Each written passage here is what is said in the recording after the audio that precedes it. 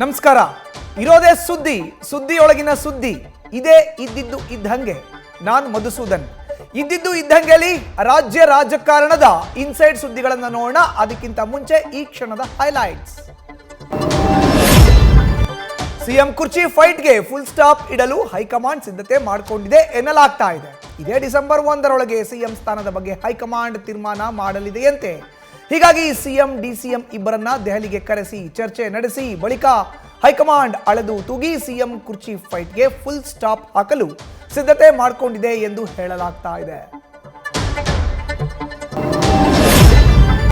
ಇನ್ನು ರಾಜ್ಯ ಕಾಂಗ್ರೆಸ್ನಲ್ಲಿ ಸಿಎಂ ಕುರ್ಚಿ ಕಾಳಗ ಕಾವೇರಿದೆ.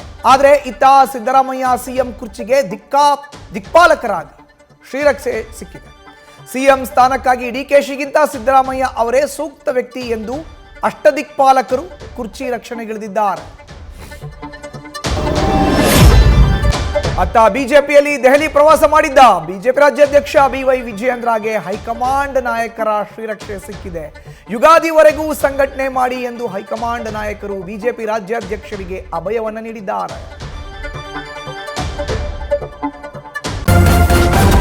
ನ್ಯೂಸ್ ಫಸ್ಟ್ ನಿರ್ಭೀತಿಯಿಂದ ನಿಮ್ಮ ಪರವಾಗಿ.